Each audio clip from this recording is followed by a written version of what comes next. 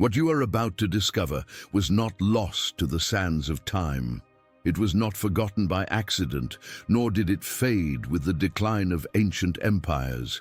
It was erased, deliberately, torn from the first pages of our collective story because it revealed a truth about creation that was too vast, too ancient, and far too dangerous for the world they were trying to build.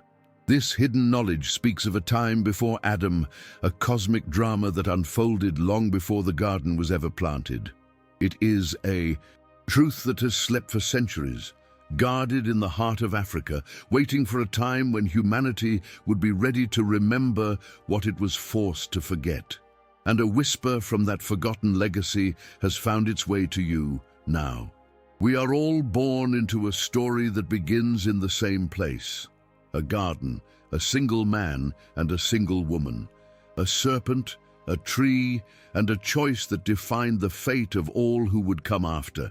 This is the bedrock of Genesis, the foundation stone upon which millennia of faith, culture, and control have been carefully constructed. It is a tale that is profoundly simple, deeply human, and most importantly contained. It gives us a clear beginning, a knowable God, and a defined place in the cosmos. But what if that beginning was not the true beginning? What if it was merely the first chapter that a powerful system deemed safe for you to read? What if the real story, the one that holds the key to our deepest spiritual longings, was locked away? Imagine for a moment the highlands of Ethiopia, where mountains pierce the clouds like ancient sentinels. Here, protected by geography and an unyielding faith, lies a fortress of ancestral wisdom. In monasteries carved from living rock, where the air is thin and silence is a form of prayer, scribes have spent nearly 2,000 years preserving a different version of the story. They guard the most extensive and ancient biblical canon on earth, a collection of texts that survived the great filtering, the systematic erasure carried out by the councils of a rising empire. While the rest of the world was standardizing its truth, cutting and shaping scripture to fit a new world order, Ethiopia held fast. It became a living library for the books that were cast out, for the knowledge deemed heretical. Within these sacred scrolls, in texts like the Book of Enoch and the Book of Jubilees, the narrative does not begin with Adam. It begins in the heavens, in a theater of celestial conflict, with beings of light and shadow whose actions set the stage for our world long before humanity took its first breath. This is the great mystery we are here to explore. Not a different religion, but a deeper layer of a shared truth, a prequel to our own existence that was intentionally suppressed. Why? Why was a bigger universe, a more complex God, and a more ancient history considered such a threat? What revelation about our own identity and purpose does this hidden knowledge contain? This is not just a historical inquiry, it is a journey into the heart of a spiritual cover-up, a quest to reclaim a forgotten legacy that belongs to all of us. The answers we seek challenge the very foundations of what we believe about our origins and our potential. They echo in that quiet, persistent feeling deep within you that there must be more to the story. That feeling is not a fantasy. It is an ancestral memory, a faint signal from a past that was taken from you. If you feel the call to uncover the truths that were intentionally buried, if you are ready to explore the chapters that were torn out, then subscribe now and join this journey into the forbidden archives of the human spirit. The path ahead is deep, but for those who seek, the greatest revelations are waiting. To understand the depth of this mystery, we must travel not just through time, but through space, to a land that seems to breathe a different air. Picture the Ethiopian highlands, a rooftop of the world where jagged peaks tear at the clouds. And the silence is so profound, it feels like a presence. Here, carved into the living heart of mountains, are churches that do not reach for the heavens, but descend into the earth, as if drawing their power directly from the planet's memory. In these stone sanctuaries, where sunlight filters through narrow slits cut centuries ago, a different story of creation has been kept alive. This is the domain of the Ethiopian Orthodox Tewahedo Church, a lineage of faith that traces its roots back to the dawn of Christianity, a spiritual fortress that never bowed to Rome, never bent its knee to the councils that would later define truth for the rest of the world. They are the guardians of a more ancient way, the keepers of a legacy the world was forced to forget. Within these hallowed walls, protected by the devotion of scribes who saw their work not as a job, but as a sacred duty, lies a Bible unlike any other. It is the largest, most complete, and most ancient biblical canon on earth. While other traditions were editing their scriptures, removing books that were deemed inconvenient or too complex, the Ethiopian scribes were preserving them. They held on to texts like the Book of Enoch and the Book of Jubilees, not as apocryphal curiosities, but as foundational pillars of their faith. And it is here, in the ink of these ancient scrolls, that the conflict begins. For these books do not start with a garden, they do not start with Adam. They begin in the vast, star-strewn theatre of the cosmos, with celestial wars, with orders of angelic beings, and with a history of creation that makes the story of Genesis feel like the final scene of a much grander play. What does it mean when the oldest book in the Bible, the Book of Enoch, tells a story that the rest of the world has chosen to erase? The schism, the moment this river of knowledge was split into two, can be traced back to a specific point in history, the 4th century, an era of profound transformation when the Roman Empire, in its dying breaths and its new beginnings, embraced Christianity not just as a faith, but as a tool of statecraft. An empire needs unity. It needs a single, coherent narrative to bind its diverse and restless peoples. A sprawling cosmic history filled with powerful, independent celestial beings and ancient secrets was not coherent. It was chaotic, it was wild, and a wild truth is impossible to control. At councils like that of Laodicea, a decision was made. It was a decision born of political necessity as much as theological debate. The story had to be simplified. It had to be contained. The universe had to be shrunk to the size of a single garden, and God's vastness had to be confined within the walls of a single, authorized institution. This was the birth of the Great Filter, the system of canonical standardization.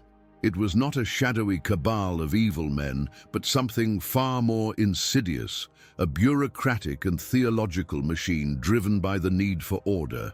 Its weapon was redaction. Its method was exclusion. With the stroke of a pen, entire libraries of spiritual thought were declared heretical. The Book of Enoch, once revered across the ancient world, was cast out, branded as a dangerous fantasy. The cosmic prequel to humanity's story was ripped from the manuscript. The system benefited by presenting itself as the sole proprietor of truth, the only bridge between humanity and God.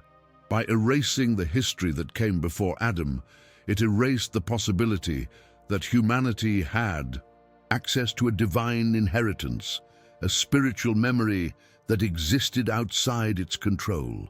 Why was a more complex God, a more ancient universe, considered such a threat? Because it implied that the keys to the kingdom were not held by any institution on earth, but were already hidden within our own ancestral memory. And what was this truth that was so dangerous? It was a revelation that shatters our perception of our own place in the cosmos.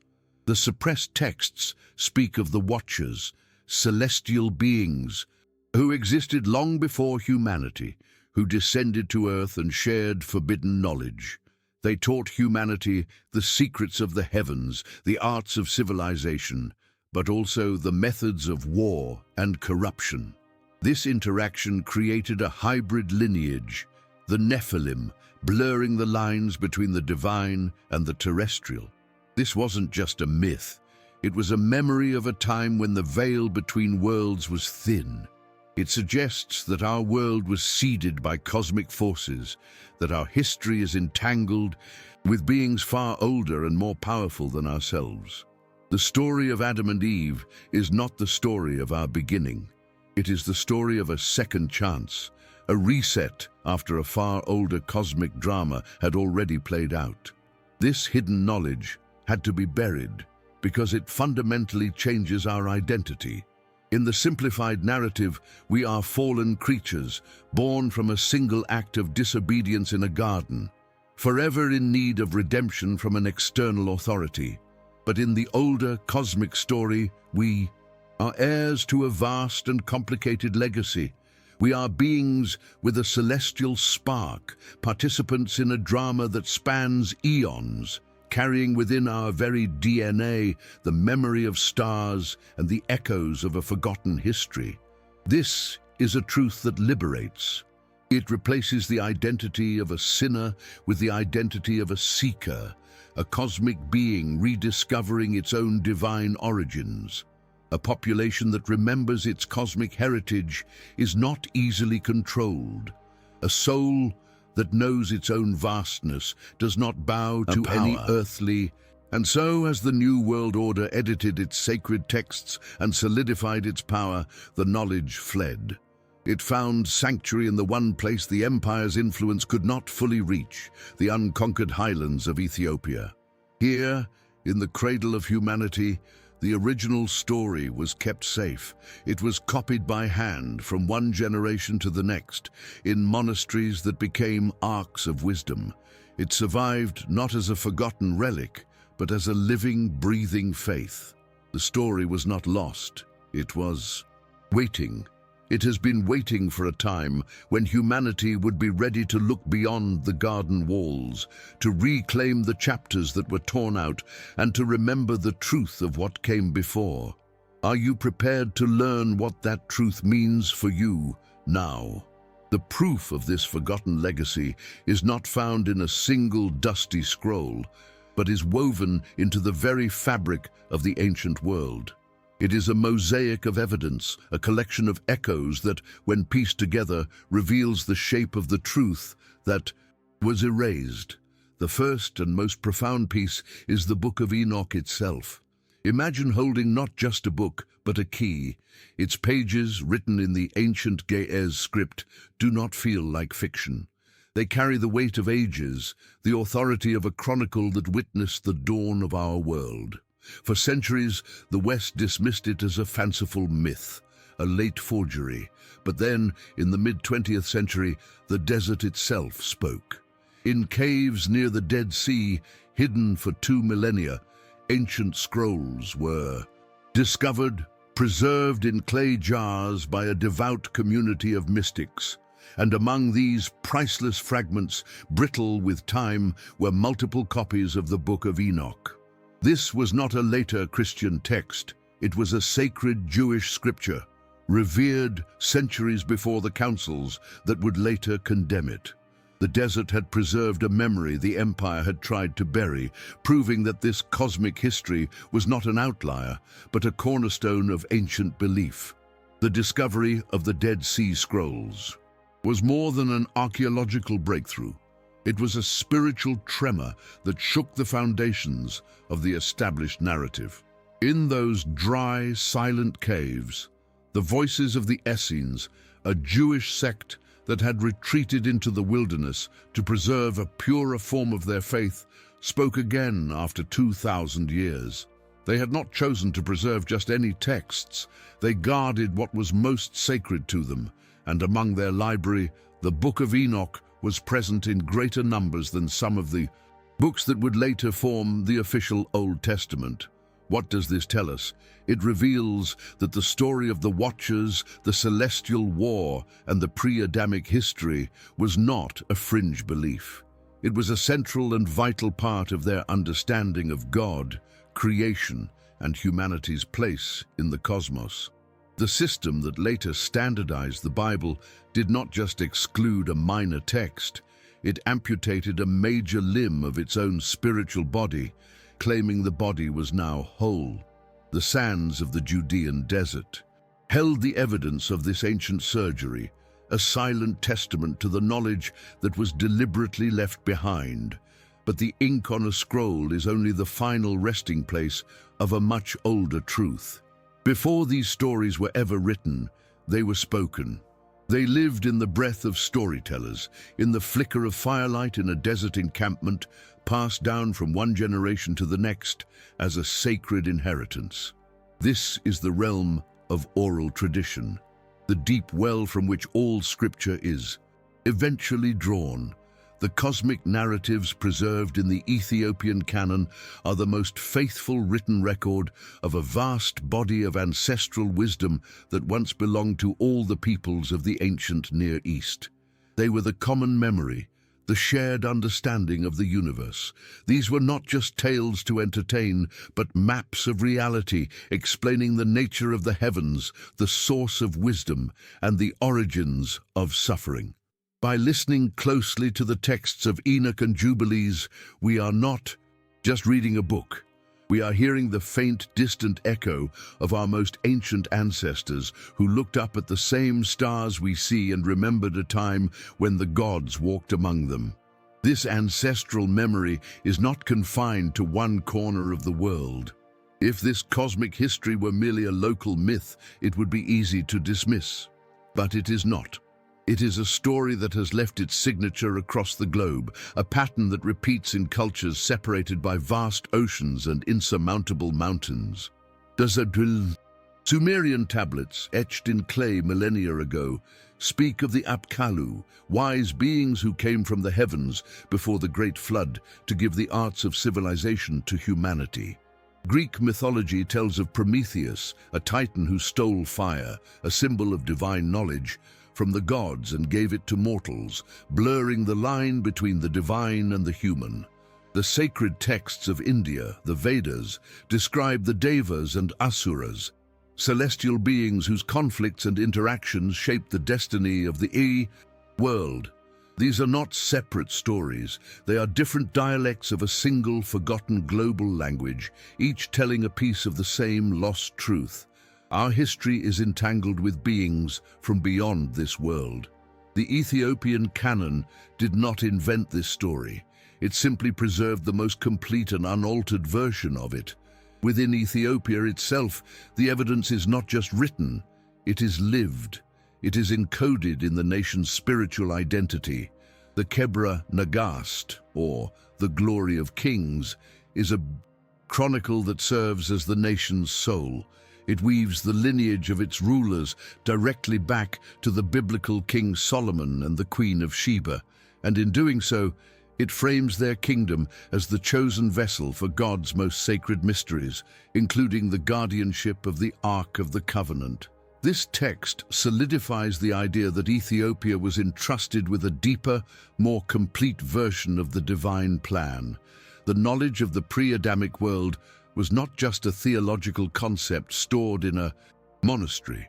It became the bedrock of a culture, the source of a sacred monarchy, and a living testament to a legacy the rest of the world had abandoned. The very existence of this kingdom, unconquered and unbowed, is a form of proof, a fortress of memory that stood firm while the tides of empire washed over the rest of the world. Perhaps the most compelling proof of this hidden knowledge is found not in what was preserved, but in the very act of its removal. The silence itself is a confession. History shows that systems of power do not expend energy to suppress that which is powerless. They do not fight shadows. The early church fathers wrote furiously against the Book of Enoch, acknowledging its widespread influence, even as they labored to discredit it. Why such a concerted effort to erase one specific narrative? The ferocity of the condemnation is a measure of the threat it posed. They feared its vision of a universe too large to be controlled, a God too vast to be contained in a single doctrine, and a humanity with a divine spark that did not require their exclusive mediation. The empty space they created in the official story is not a void. It is a scar. It is the outline of a truth so powerful that they believed it had to be cut away for their new world to be born. But what is cut away is never truly gone. It waits in the memory of the earth, in the ink of forbidden scrolls, and in the quiet depths of the human heart, waiting to be reclaimed.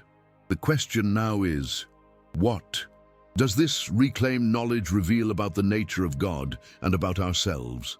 This reclaimed knowledge does more than simply add a new chapter to an old book. It holds up a mirror to the soul of modern humanity and asks why we feel so profoundly lost. Have you ever felt it? A quiet, persistent ache in the center of your being. A sense of being a stranger in your own life. A feeling that the world as it is presented to you is somehow incomplete. A stage play where the most important scenes have been cut. This feeling is not a flaw in your design. It is not a sign of weakness or a symptom to be medicated. It is a ghost. It is the echo of a memory that was stolen from you. The lingering presence of a vastness that you were told you did not possess. It is the ancestral memory of a cosmic home you have forgotten how to find. The system that edited our story did more than remove a few inconvenient texts. It performed a spiritual amputation. It severed our connection to the stars, to the eons of history that came before the garden, and in doing so it severed us from the deepest parts of ourselves. It gave us a small, contained world and a small, contained identity to match. We were told, we are creatures of dust, born from a single act of disobedience, forever burdened by a fall from grace. We were taught to look for salvation outside of ourselves, to plead for a forgiveness that a higher authority held the keys to. This narrative, while powerful, is a cage. It keeps our spirit small, our vision limited, and our power dormant. It created a spiritual vacuum, a void that has been filled with endless consumption, with hollow ambitions, and a desperate search for meaning in a world that has been intentionally stripped of its deepest context. But a memory, especially one as powerful as our cosmic origin, can never be truly erased. It can only be buried. And like a seed buried in the deepest, darkest earth, it does not die. It waits. It sleeps in our blood, in our bones, in the very structure of our consciousness. That feeling of longing for something more, that intuitive sense that you are part of a story far grander than the one you have been told, that is the seed beginning to stir. The hidden knowledge preserved in those ancient scrolls is merely the water and the sunlight it needs to break through the surface. It is the external confirmation of an internal truth you have always known. The truth is not just in Ethiopia. A fragment of it lives inside of you. What does that whisper from your own soul tell you? This is the great spiritual consequence of the suppression. We were led to believe our story began with a fall, a mistake, a separation from God. This places us in a perpetual state of lack, of needing to be fixed. But the older truth, the one that whispers from the pages of Enoch, tells a different story. It suggests our story does not begin with a fall, but with an inheritance of cosmic memory, of celestial knowledge, of a divine spark that is not granted by an institution, but is an inseparable part of our nature. In this forgotten legacy, we are not fallen sinners. We are cosmic beings who have been made to forget our own divinity. We are not here to earn our way back to heaven, but to reawaken to the heaven that is already encoded within us. Imagine what changes when you shift your identity from that of a fallen creature to that of a remembering God. The world no longer happens to you. You begin to happen to the world. The search for external validation ceases because you recognize the universe within. This is why the knowledge was so dangerous. A population that believes it is inherently flawed and powerless is easy to control. But a population that is awakening to its own divine origins, to its own cosmic heritage, is ungovernable. It does not need an intermediary to speak to God because it recognizes God's voice in the silence of its own heart. It does not fear the unknown because it remembers a time when it walked among the stars. The system did not just hide a history book, it hid the key to our spiritual liberation. The tension you may feel as you hear these words is the sound of the cage bars beginning to rattle. It is the friction between the small, conditioned self and the vast, eternal self that is stirring from its long slumber. This journey is not just an intellectual exercise in uncovering forgotten history. It is a ritual of reclamation. It is an act of defiance against a spiritual narrative that has kept humanity in a state of arrested development for centuries. The proof from the desert sands and the Ethiopian mountains has brought us to this moment, to the threshold of a profound inner shift. The evidence has cleared a path. Now the journey turns inward. We are standing at the edge of the deepest revelation. We have seen the fortress that guarded the knowledge, and we have touched the ancient scrolls that serve as its proof. We have understood the motives for its suppression and felt the spiritual wound that its absence has created within us all. Now, we must gather our courage and step across the threshold. We must read the words that were deemed too dangerous for our ancestors to know. We are about to look into the mirror that was shattered 2,000 years ago and see the true face of humanity for the first time. Are you prepared for the truth of what came before Adam? Are you ready to remember who you were before you were told who you are? We have walked the high plateaus of Ethiopia and stood in the silent reverence of its rock-hewn churches. We have felt the weight of the Dead Sea Scrolls, their brittle surfaces a testament to a truth the desert refused to let die. We understand now that a great filter was applied to our spiritual history, a deliberate act of redaction that shrank the cosmos to fit the ambitions of an empire. A story was chosen and another was cast out. But until now, we have only spoken of the empty space, the scar left behind by this ancient surgery. We have stood at the door of the forbidden library. The time has come to turn the key, to open the book, and to read the first line of the chapter that was torn away. Take a slow, deep breath. For what you are about to hear is not a revision of history. It is the restoration of a memory so profound it will change the very definition of what it means to be human. Here is the turning point. Here is the revelation that shattered the foundations of the old world and for which the system of control was built to contain. The story of Adam and Eve in the garden is not the story of humanity's beginning. It is the story of our second chance. It is not the account of a pristine creation, but a narrative of recovery, a desperate attempt to start again after a far older, far grander, and far more catastrophic cosmic drama had already unfolded. Our story does not begin with a single act of disobedience over a piece of fruit. It begins in the aftermath of a celestial war on a world already ancient, already scarred by the footsteps of gods and the shadows of their fallen children. We were not the first. We are the survivors. This is the truth that was deemed too dangerous to remember. The consequences of this single revelation ripple outward, transforming everything. First, it reframes the very nature of God. The Creator described in the first verses of the standard Genesis is an architect working with a formless void, a canvas. But the God of this older, deeper context is not merely an architect. He is a restorer, a healer.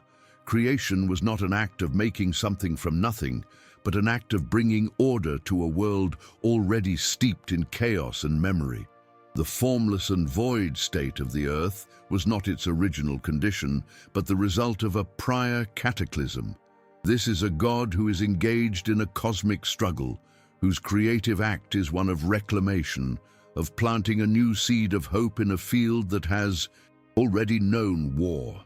This is a divinity far more complex, more mysterious, and more deeply involved in the fabric of cosmic history than the simplified figurehead presented by the system. This truth, in turn, shatters the identity that was given to us.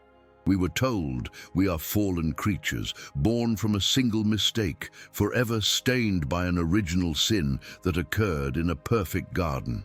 But if the garden was not the beginning, then that sin was not the original one.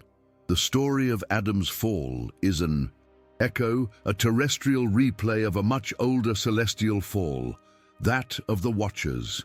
We are not the source of the world's darkness. We were born into it. Our souls carry not the guilt of a single ancestor, but the ancestral memory of a vast cosmic legacy, a heritage that includes both celestial light and shadow. This changes everything. It shifts our identity from that of a prisoner serving a sentence for a crime we did not commit to that of an heir who has forgotten the keys to his own kingdom. The spiritual quest is no longer about begging for forgiveness, but about embarking on a journey of remembrance. With this knowledge, the familiar stories of Genesis are no longer simple allegories. They become encoded records of this older reality. The Garden of Eden can now be seen in a new light. It was not the whole world.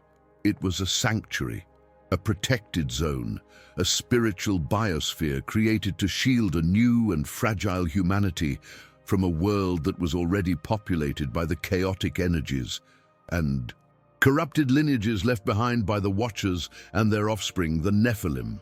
The two trees at its center take on a terrifying new significance. The tree of knowledge of good and evil was the key to understanding the dualistic fallen world outside the garden walls. And the serpent was not merely a tempter, but a gatekeeper from that older world, a representative of the forbidden knowledge, offering a shortcut to a power that this new humanity was not yet ready to wield. Adam's choice was not about disobeying a rule. It was about breaking quarantine. This hidden knowledge also illuminates the mystery of the Great Flood. In the standard narrative, the flood is a punishment for the wickedness of mankind. But in the context of the Book of Enoch, it was something far more specific and profound. It was a planetary cleansing, a necessary and terrible act of sterilization to wash the earth clean of a genetic and spiritual corruption so deep it threatened to extinguish the cosmic light of creation forever.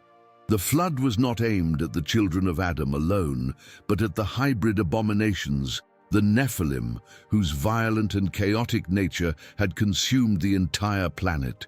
It was a final, desperate reset button, pushed to preserve the fragile Adamic lineage so that the story of humanity could have a chance to truly begin, unburdened by the ghosts of what came before. Why does this forgotten legacy resonate so deeply within us, in that quiet place that has always felt a sense of profound longing and displacement? Because it is our story, that feeling of being a stranger in this world, that sense of a forgotten greatness, that constant internal war between our highest aspirations and our darkest impulses. This is not a psychological flaw. It is the echo of the stars and the mud in our blood. It is the ancestral memory of our cosmic inheritance, the celestial conflict playing out within the theater of every human soul. The narrative of the Watchers and the cosmic reset is not just a forgotten myth. It is the very source code of the human condition, the hidden explanation for the beautiful, terrible paradox of who we are. This revelation is the key that unlocks the cage. For millennia, humanity has been told a story that makes it small, guilty, and dependent. But the truth preserved in the heart of Africa tells a different tale. It speaks of a vast heritage, of a cosmic identity, and of a spiritual power that is our birthright. The knowledge was hidden not to protect us, but to control us. By erasing our true origins, the system erased our true potential. But a memory can only be suppressed for so long. Now, the seal has been broken. The knowledge is returning. And it brings with it a question that will echo through the rest of our journey. If we are not fallen creatures from a garden, but cosmic heirs to a forgotten throne, then what power have we been conditioned to forget we possess? What happens when we begin to remember? We have journeyed, together through the mists of time, past the gates of a garden and into the vast star-strewn theatre of a forgotten cosmos.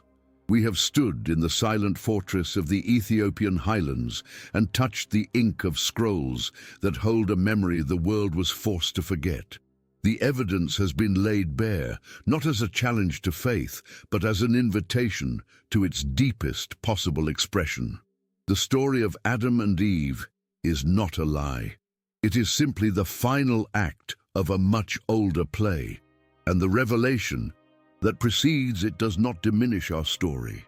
It gives it a context so profound, so ancient, that it re-enchants the very world we inhabit.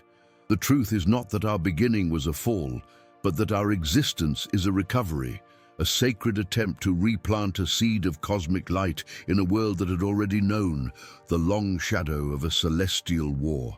This knowledge is more than a historical correction. It is the answer to a question your soul has been asking in silence for your entire life. That quiet, persistent feeling of displacement, of being a traveler far from home, of possessing a memory of a greatness you cannot name, that is not a flaw. It is the most authentic part of you. It is the echo of your cosmic heritage. The system that erased our prequel did more than hide a book. It inflicted a spiritual wound on every soul born after. It severed us from our stellar origins and told us we were creatures of only mud and sin. It created a void, a deep sense of lack, which has driven humanity to seek meaning in all the wrong places. But this recovered truth is the balm for that wound.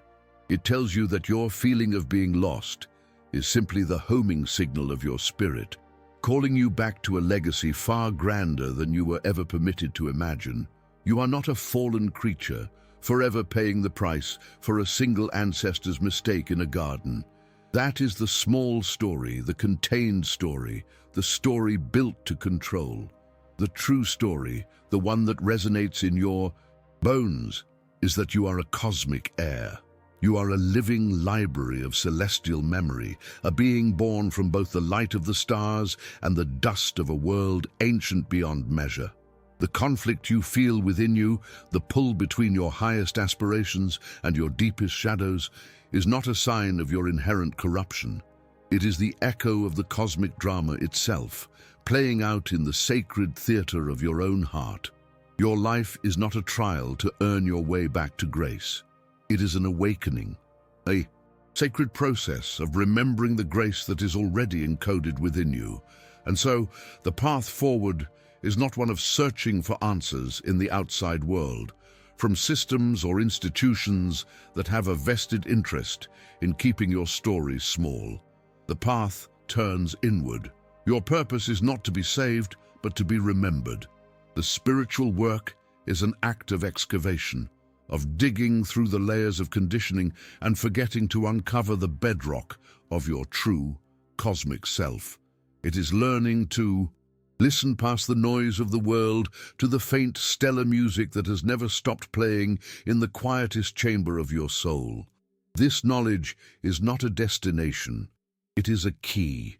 It unlocks the door to your own inner monastery, your own hidden archive, where the rest of the story, your story, is waiting to be read by you and you alone. What has been revealed here, in the whispers from these ancient scrolls, is the restoration of our collective memory. It is a gift from our most distant ancestors, preserved in faith and fire, carried across millennia to find you in this very moment.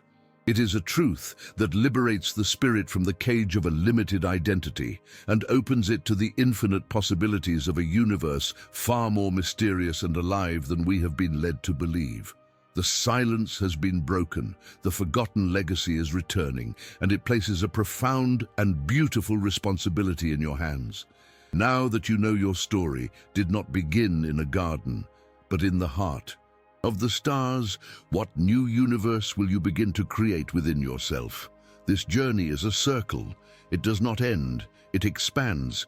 If this reclamation of our ancestral memory has stirred something deep within you, if you feel the resonance of this forgotten truth, then you are a part of this great awakening. Help us carry this light further into the shadows.